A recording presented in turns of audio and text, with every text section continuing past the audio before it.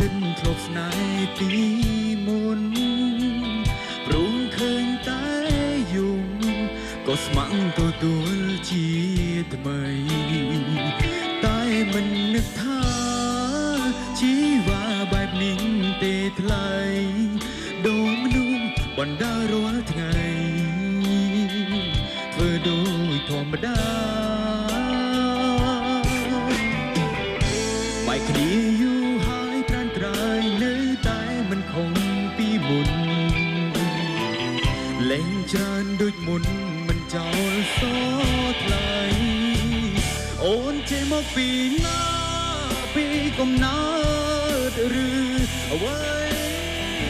បងណាថ្លៃអាងអីអាងហូរទឹកភ្នែកស្ដាយហូរទឹកភ្នែកមុំជុំ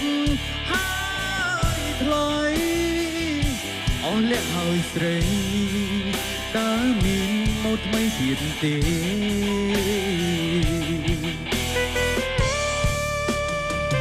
តាមតនម្ដងអូនហេតុផលមិនចប់ហើយប្រសងរករឿងបងឲ្យលួងអូនវិញសរសើរត្រង់កោតអូនរកនឹងលេះចេញពូកែធ្វើជាទុកទុំនឹង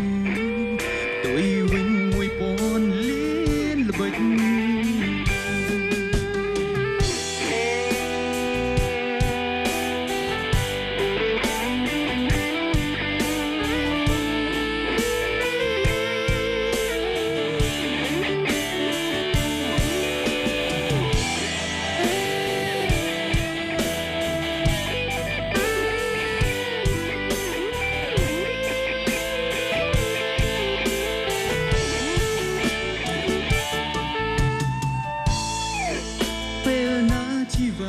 ដឹងតែនិយាយមិនចេញ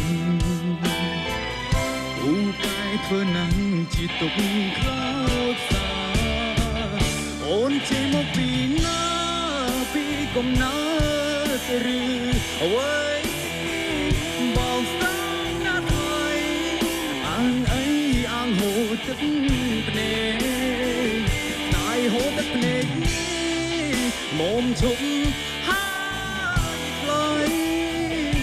អស់លះហើយស្រី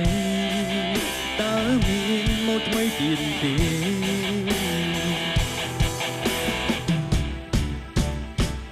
អូនចេញមកពីណាពីកំណើតអ្វីបងស្ដាប់ណាស់ហើយអាងអីអាងហូរទឹកភ្នែកស្ដាយហូរទឹកភ្នែកមុំជុំអស់លះហើយស្រីតើមានមកថ្មីទៀតទេអស់លះហើយស្រីតើមានមកថ្មីទៀតទេ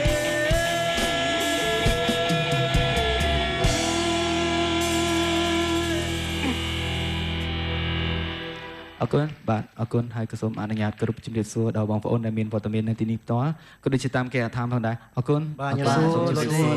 បាទអរគុណសុខសប្បាយលោកឌីបាទសុខសប្បាយគូសំតែសុខភាពអត់អំណោយផលសោះបាទមិនចឹងបាទឈឺរហូតឈឺអីគេផ្ដាសាយជំងឺធ្ងន់ធ្ងរអត់